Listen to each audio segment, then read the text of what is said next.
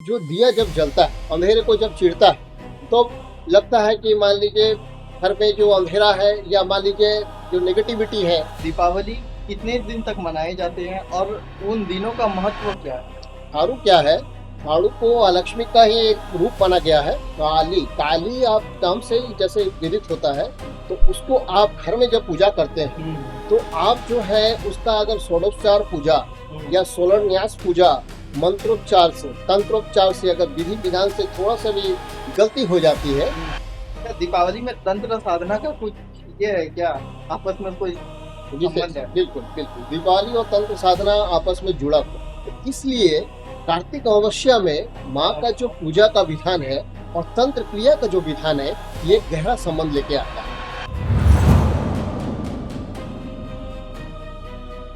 नमस्कार मेरे प्यारे मित्रों एवं मेरे प्यारे साथियों, मैं Prashant Ranjan Shastri, gold medalist in astrology, Diwali के बारे में कुछ विशेष जानकारियों को देने के लिए। तो शास्त्री जी, आप बताइए इस बार का दीपावली कब पड़ रहा? देखिए, इस बार का दिवाली को लेकर के बहुत सारा कंफ्यूजन चल रहा है। कोई 20 को बोल रहा है, 20 अक्टूबर को, कोई बोल रहा है 21 अक्टूबर को। लेकिन अगर हम लोग निर्णायक पंचांग के अनुसार हमारा ये जो दिवाली है मुख्यतः 20 अक्टूबर को रात को ही मनाए। ये बताइए दीपावली में पूजा का सही विधि विधान क्या है? देखिए, दिवाली जो है प्रकाश का त्यौहार, अच्छाइयों बुराइयों पर अच्छाइयों की विजय, और अपने घर में जितने भी कूड़े करकट और जितने भी मान लीजिए साफ सफाई करके शुद्धता को रख करके उसको परोख करके आदमी जो पूजा या श्रद्धा या जब तब करता है, तो उसका लाभ पाने का जो पर्व है वो दिवाली। और मिट्टी के दिए में तेल भर आप अपने आंगन में, चौखट में और जहाँ पे अंधेरे वाले स्थान है वहाँ पर दिया जलाना, और दिवाली का जो है मुख्य काम आदमी का जो होता है, मुख्य काम होता है उस दिन का कि घर के अंधियारे को दीप के रोशनी से रोशनदान की तरह जगमगाओ। अच्छा, आपने अभी बोला कि दीप दिया से जलाना चाहिए। अभी के समय में इतने सारे मार्केट में लाइट आ गई है, तो इसके आप कुछ बता सकते हैं कि हम लोग जो पुराने संस्कृति को भूलते जा रहे हैं, दिया को तो भूल ही गए हैं। मान लीजिए अभी तो सिर्फ चाइनीज लाइट बहुत सारा मार्केट में आ गया, तो इससे कि मतलब वो जो एनर्जी है, पूजा का जो एनर्जी है, तो वो तो हम लोग का तो पूरा खत्म ही होगा। देखिए, दिवाली का अर्थ ही है दीप। दीप से बलि, यानी दीप का जो जलाने का जो पर्व होता है, दीप से जो अंधेरे को हरने का जो पर्व होता है, उसको हम लोग दिवाली बोलते हैं। तो दीप शब्द का अर्थ दिया से ही आया, और दिया से आने के कारण ये है मुख्यतः दिया जो है मिट्टी से बना पात्र होता है, जो कि अति उत्तम और शुद्ध माना जाता है। तो वो जो दिया जब जलता है, उसका जो प्रकाश बिखेरता है, अंधेरे को जब चिढ़ता है, तो लगता है कि मान लीजिए घर में जो अंधेरा है या मान लीजिए जो नेगेटिविटी है, जो बुराइयां हैं, उसको समन करने का, उसको दूर करने का उससे अच्छा और इससे शुद्धात्मक तरीका दूसरा लाइट में, बल्ब में या टूनी बल्ब में आपको नहीं मिलता है। नहीं मिलता। अच्छा, दिया तो मतलब ऐसे समय में भी तो हम लोग जलाते हैं, लेकिन विशेषकर हम लोग दीपावली में ही इसको ज्यादा यूज करते हैं, क्योंकि इसका कारण है। हाँ बताइए। कार्तिक अमावस्या में, ये हमारे पुराणों में, हमारे ग्रंथों में, हमारे जितने वेद पुराणों में ये लिखा गया है कि कार्तिक अमावस्या का एक विशेष महत्व होता है। पे हम लोग दीपावली पर्व को राम जी का 14 वर्ष के वनवास के बाद जो आगमन था अयोध्या में, उसके साथ जोड़ करके देखा जाता है। दूसरा क्या है, इस दिन महालक्ष्मी का समुद्र मंथन के द्वारा उत्पन्न हुई थी, जिसको समुद्र गर्भा भी बोला गया है। तो उसका भी पर्व जो हम लोग इसके याद में मनाते हैं, वो भी दिवाली के रूप में मनाते हैं। ऐसे बहुत सारा ऐसा पर्व त्योहार और ऐसा बहुत सारा किंवदंती है जो दिवाली से जुड़ा हुआ है। इस दिन भगवान श्री कृष्ण ने श्रीमद् भागवत पुराण के अनुसार नरकासुर का वध कर 16,000 पटरानियों को मुक्त किए थे। तो ये नरक चतुर्दशी के नाम से भी विख्यात है। अच्छा, नरक चतुर्दशी। जी। तो और इसके साथ में आप जो है सिख धर्मों का जो प्रकाश पर्व होता है, जैसे तीसरे धर्म गुरु रामदास ने कहा था कि इस दिन सब मिलकर के सिख गुरु एक जगह में एकत्र होकर के गुरुवाणी या गुरु ज्ञान का बखान करना। और जैन के जो 24वें तीर्थंकर महावीर का निर्वाण का भी जो समय है, वो इसी दिन मुख्यतः माना गया। तो इसीलिए ये त्योहार विशेष फलदायी और विशेष महत्व वाला बन जाता है। अच्छा शास्त्री जी, दीपावली कितने दिन तक मनाए जाते हैं और उन दिनों का महत्व क्या है? देखिए, दिवाली मुख्यतः 5 दिनों का पर्व। 5 दिनों का। जैसे पहले जो पर्व आते हैं मुख्यतः धनतेरस से शुरू होता है। जी जी। तो धनतेरस के दिन में अपना सनातनी है या हमारे जो जो व्यक्तियों में ये धारणा है कि धनतेरस के दिन में सोना चांदी विक्रय खरीदना या सोना चांदी का कोई आभूषण खरीदना उनका धन में वृद्धि करने का एक स्रोत बनता है। और दूसरा सबसे बड़ा जो उजागर होता है, इसका कारण, ये मुख्य कारण होता है, उस पर कोई जाता नहीं है, लेकिन मैं आपको बताना चाहता हूँ। इसी दिन भगवान धन्वंतरी ने समुद्र मंथन के द्वारा अमृत कलश को लेकर के प्रकट्य हुए। तो उनका प्रकट्य भाव के लिए और आरोग्य के जो देव है, हमारे शरीर में जितने भी आदि व्याधि रोग है, तो उनके जो स्वस्थ आयुर्वर्धक जो देव है वो भगवान धन्वंतरी है। तो इस दिन भगवान धन्वंतरी के मुख्यतः पूजा करके हम सारा वर्ष या सारा साल अपना आरोग्यता और अपने स्वस्थ शरीर की कामना करते हैं। अच्छा, जैसे आपने बोले कि सोना चांदी कुछ लेना चाहिए धनतेरस में, जो गरीब व्यक्ति है वो सोना चांदी नहीं खरीद पाते, तो उनके लिए कुछ बताइए। देखिए, अगर बहुत ही गरीब है, जिनके पास में वो साधन नहीं है, उनका अर्थ नहीं है, तो वो कितना एक झाड़ू झाड़ू ही क्यों लेना चाहिए? झाड़ू क्यों लेना चाहिए, मैं इसके पीछे में आता हूँ। देखिए, झाड़ू क्या है, हमारे घर में जितने भी गंदगी है हम लोग किससे साफ करते हैं? झाड़ू के द्वारा। तो घर में जितने भी नेगेटिविटी है, जितने भी कचरा है, जितने भी कूड़ा करकट, तो उसको साफ करके जो हम लोग उसको बाहर निकालते हैं, उसका माध्यम झाड़ू ही बनता है। तो इसीलिए अगर कुछ ना मिल पाए तो उस दिन एक झाड़ू जरूर अवश्य लाएं, ताकि घर में जितने भी नकारात्मक शक्तियाँ, बुरी शक्तियाँ हैं या मान लीजिए कूड़ा करकट जमा, इनको आप झाड़ू के द्वारा बाहर करते हैं। अच्छा, एक मेरा सवाल था, ये थोड़ा दीपावली से नहीं है, लेकिन हाँ एक कॉमन सा सवाल है। ये झाड़ू है, हम लोग शाम के टाइम हम लोग नहीं खरीदते या फिर अपना घर नहीं लाते हैं, ठीक है, वो दिन को ही लाते हैं। आप बता सकते हैं कि ऐसा क्यों? देखिए, ये नियम है कि लक्ष्मी की दो बहन है, लक्ष्मी और अलक्ष्मी। तो झाड़ू को अलक्ष्मी का ही एक रूप माना गया है, और लक्ष्मी का ही रूप का दूसरा रूप जो अलक्ष्मी, उसके रूप में वो पूजी जाती है। तो अलक्ष्मी मैया माँ जो है और लक्ष्मी मैया का ये वार्तालाप या संधि हुआ था कि जहाँ पे करकट कूड़ा रहेगा वहाँ अलक्ष्मी का वास होगा, और जहाँ साफ सफाई होगा, जहाँ साफ सुथरा माहौल रहेगा,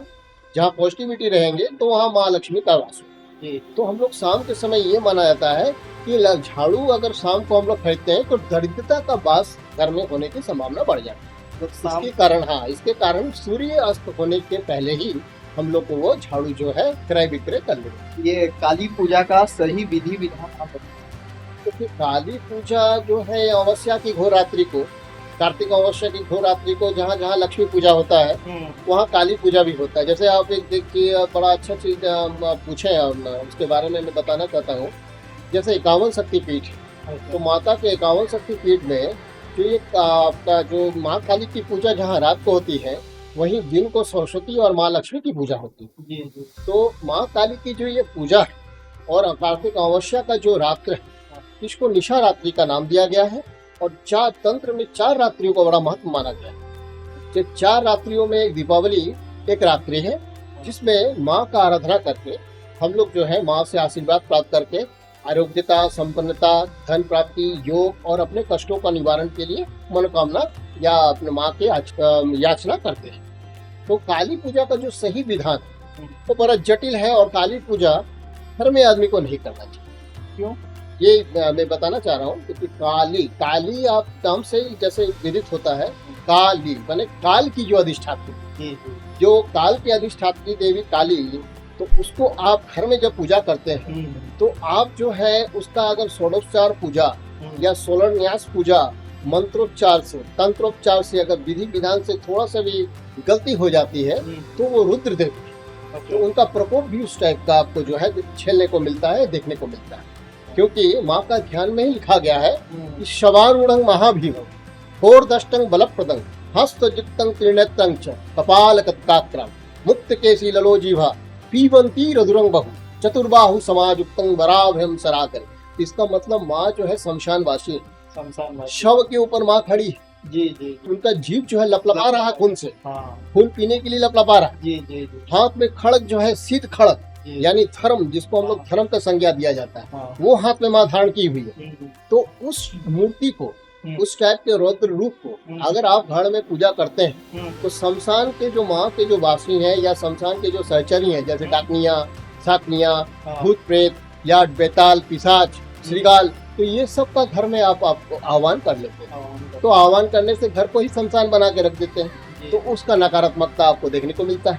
इसीलिए काली पूजा कभी घर में नहीं किया जाना चाहिए। काली पूजा उचित गुरु के मार्गदर्शन के द्वारा या उचित नियम अनुसार, नियम निष्ठा के द्वारा ही माँ काली की पूजा होनी चाहिए। क्या शमशान में ही सिर्फ पूजा होता है या फिर हर जगह? क्यों अभी आपने बोला कि ये शमशान की काली है, और जैसे बोले कि शमशान के ये में रहते हैं, तो हर जगह फिर जहाँ जहाँ काली पूजा मनाया जाता है, क्या वहाँ पर भी ये चीज है क्या शमशान? देखिए, काली पूजा मैंने पहले भी बताया, काली का मतलब होता है काल के अधिष्ठात्री। तो काल की जो अधिष्ठात्री देवी काली है, तो उनका रौद्र रूप माना गया।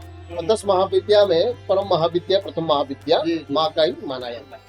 तो माँ काली का पूजा अगर आप घर पे करते हैं, या मान लीजिए कि उसका नियम अनुष्ठान में कोई भी चूक हो जाती है, या उचित गुरु के मार्गदर्शन के बिना करते हैं, तब हमारे यहाँ पर बिल्कुल, तो तब आपके लिए वो एक खतरा, या मान लीजिए आपका दुष्परिणाम झेलने का संभावना ज्यादा बढ़ जाती है। दीपावली में तंत्र साधना का कुछ ये है क्या, आपस में कोई संबंध है? बिल्कुल बिल्कुल, दीपावली और तंत्र साधना आपस में जुड़ा हुआ। तंत्र साधना जैसे कार्तिक मास की जो अमावस्या वो घनघोर अमावस्या बोला जाता है, और उसको या बंगाल में या बांग्ला भाषा में कोला काटा अमावस्या बोलते हैं। कोला काटा अमावस्या यानी आप जो है केला का पेड़ को भी उस समय नहीं देख पाते हैं, उस अंधेरी रात में, या केला को भी काट देने से आपको दिखता नहीं, मतलब ये बोला है कोला काटा अमावस्या। उस अंधेरा में दिखता नहीं। तो जितना अंधेरा घनघोर होगा, तो काली शक्तियाँ उतना ही ज्यादा उग्र होती हैं, उनका शक्ति उतना ही ज्यादा बढ़ता है। तो इसलिए कार्तिक अमावस्या में माँ का जो पूजा का विधान है और तंत्र क्रिया का जो विधान है, ये गहरा संबंध लेके आता है। जैसे 4 रात्रि माना गया, 4 रात्रियों में ये दीपावली के दिन या कार्तिक मास का अमावस्या एक मुख्य रात, क्योंकि भगवान शिव ने जितने भी मंत्र हैं तंत्र को किलित कर दिया है। किलित मैंने श्रापित। लेकिन इन 4 रात्रि और ग्रहण के दिन ये मंत्र जो स्वतः जागृत हो जाते हैं, स्वतः जागृत हो जाते हैं। उस पे श्राप विमोचन या उन पे जो है कोई दोष का प्रभाव नहीं रहता।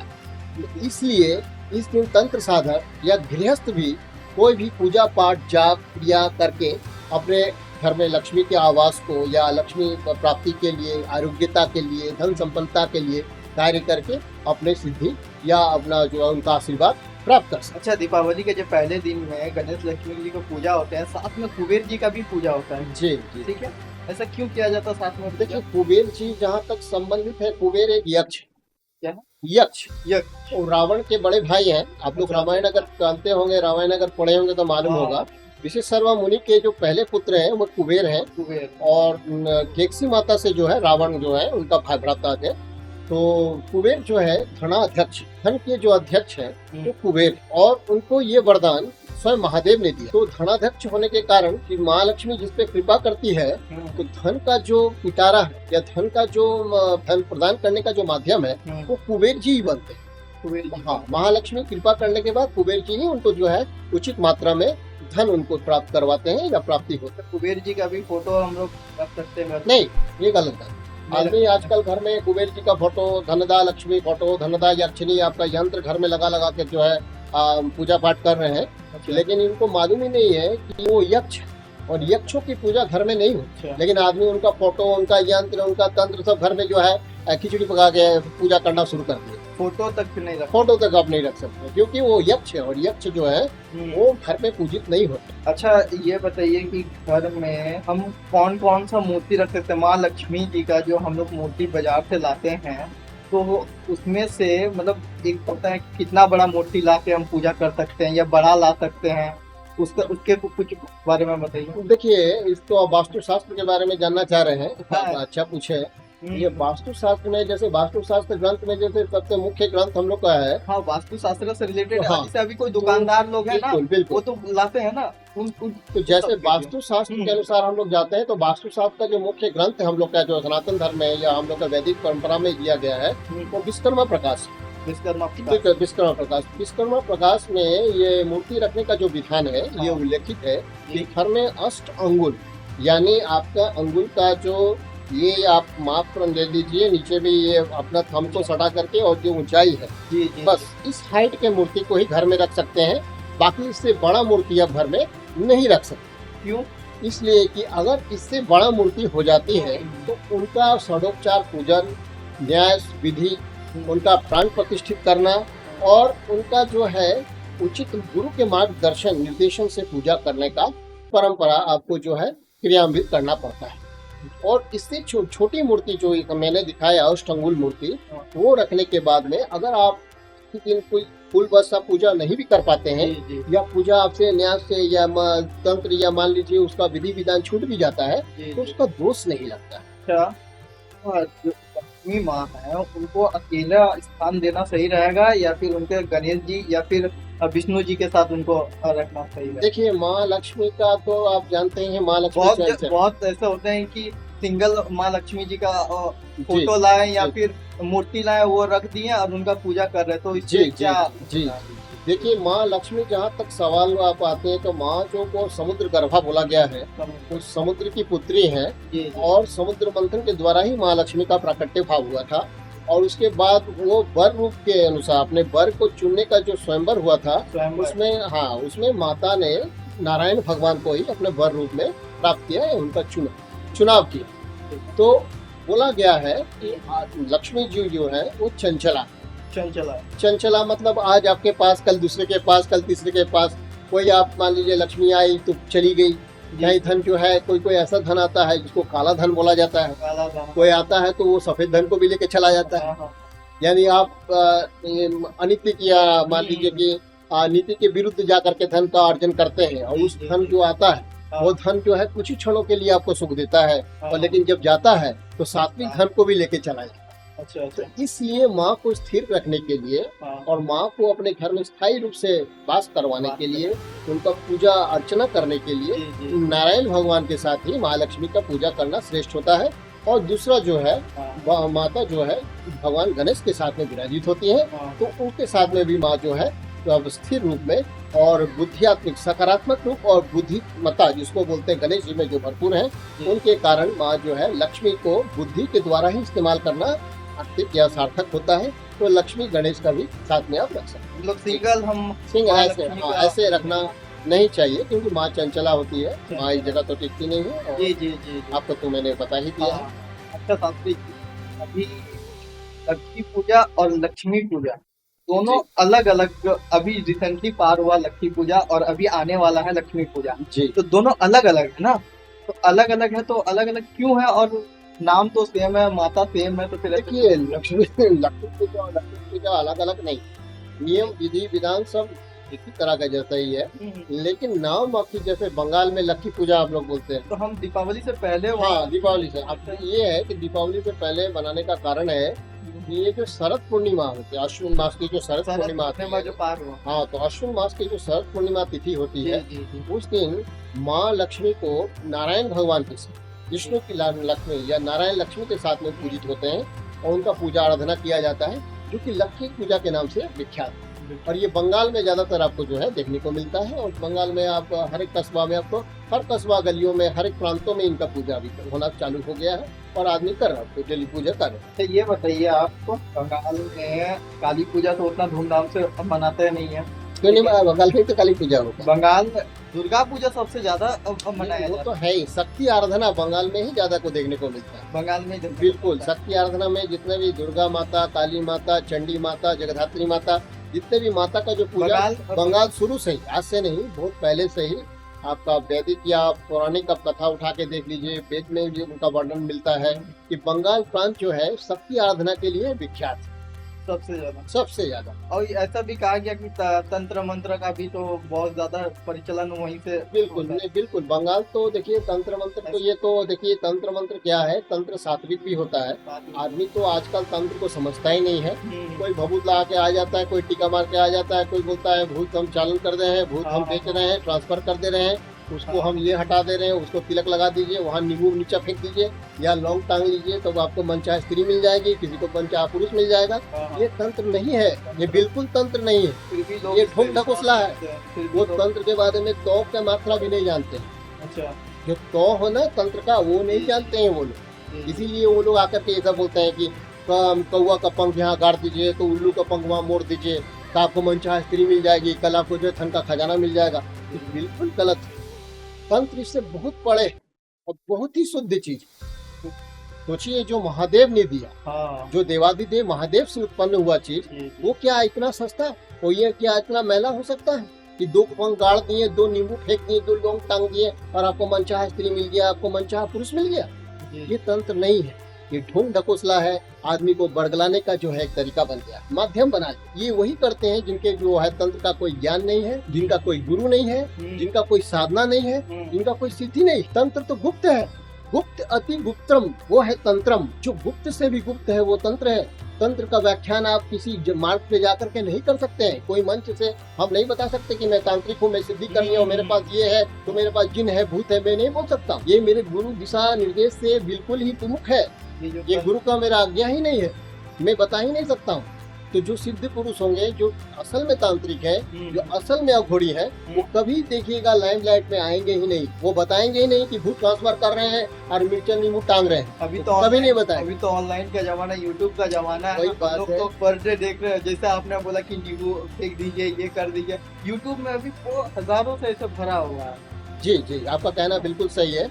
वो लोग पूरा ये जो माहौल है और तंत्र की परिभाषा को पूरी जो है बदनाम करने का कार्य कर रहे हैं, पूरी दूषित और मैला करने का काम कर। इस सब से आदमी को जो है परहेज करना चाहिए।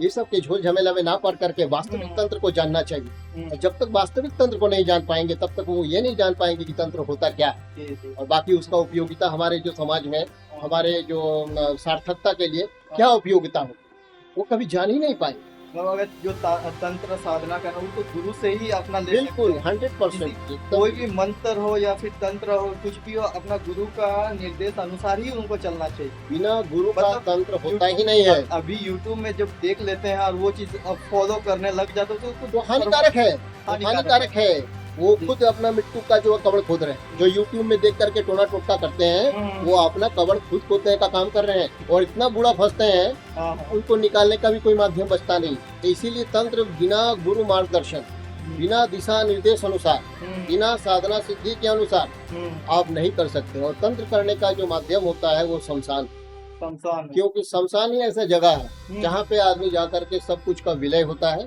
और वहाँ पे जाकर पंच महाभूत जो है एकाकार हो जाता है। तो वहाँ पे जाकर के जो साधना गुरु मार्गदर्शन से करता है वही तांत्रिक कहलाता है। उसी को तंत्र करने का अधिकारी बनाया गया है। ना कि नींबू टांगना, लौंग फेंकना, कौवा का और जो है उल्लू का पंख गाड़ देना और वहाँ उसको जो है डाल देना, ये तंत्र नहीं है, ये ढकोसला है।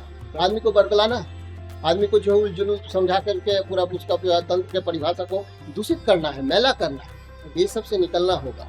ये सबको जानकारी आदमी को इसलिए मैं देना चाहता हूँ कि मेरे माध्यम से, आप लोग के चैनल के माध्यम से जो भी मेरे श्रोता भाई बंधु सुन रहे हैं वो जाने कि तंत्र असल वास्तविक में क्या है और तंत्र की परिभाषा वास्तविकता में क्या होती है। तंत्र बहुत ही शुद्ध चीज और बहुत ही इसको बोलते हैं उपकारी और दूसरों का परोपकार के लिए करने वाला जो है वो तंत्र है। बहुत जन तो उसको नेगेटिविटी में भी यूज करते हैं। देखिए जो करने वाले हैं, जैसे एक सिक्का का 2 पहलू, तो जी एक हेड एक टेल भी। उसी तरह कुछ आदमी कुछ लोग के लिए, प्रलोभन के लिए, कुछ पैसों के लिए इसका गलत इस्तेमाल करते हैं, लेकिन उसका गलत संगति या गलत परिणाम उनको भी भोगना पड़ता है, क्योंकि कर्म किसी को छोड़ता नहीं। जैसी करनी वैसी फल। कर्म किसी को नहीं छोड़ता, वो आज नहीं तो कल उनको भी भोगना पड़ता है। वो नहीं भोगते हैं तो उनके साथ को पीढ़ी भोगते हैं, उनको पीढ़ी दर पीढ़ी भोगना पड़ता है। तंत्र एक ऐसा मतलब गलती कोई और करे, बिल्कुल डीएनए, वो डीएनए में कैरी ऑन होता है।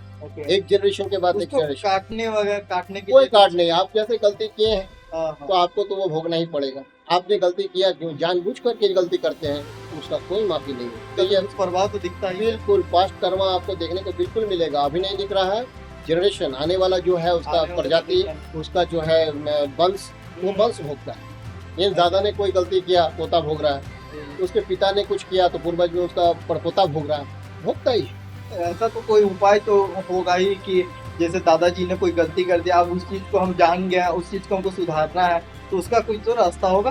देखिए रास्ता तो बहुत है, लेकिन आपने श्रीमद् भागवत अगर पढ़े होंगे, अगर आपको श्रीमद् भागवत का ज्ञान नहीं, श्रीमद् भागवत जो ज्ञान है कृष्ण का चरित्र और कृष्ण जो है नारायण के रूप में 16 कला संपूर्ण अवतार होकर के उनको तो सब चीज का ज्ञान था, वो साक्षात भगवान थे। जी जी तो जब अभिमन्यु का वध हुआ था वो तो पूरे सब कुछ पहले से ही जानकारी उनको प्राप्त, वो जी तो सब जानते थे। जी जी तो क्यों नहीं अभिमन्यु को बचा पाए?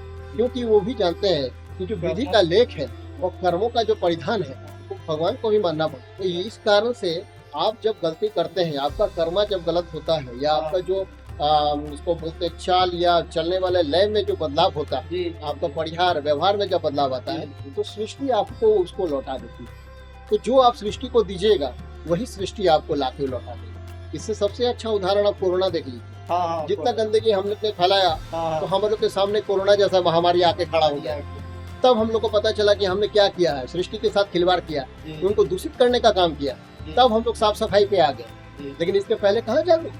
हम लोग तो गलती पे गलती कर रहे हैं। हाँ, डेली वो आप जो है दूषित बोतल, प्लास्टिक, ये सीवेज, कुचड़ा सब डाल रहे हैं पानी में, जी, जी, कूड़े में, तो आखिर तो वो मिलेगा ही। जी, तो उसी तरह कोरोना, नहीं तो कल हरना, ये सब नया नया बीमारियों महामारियों के नाम से आएगा और पूरे समाज को, मानव जाति को झकझोर करके और सीख दे करके जाए।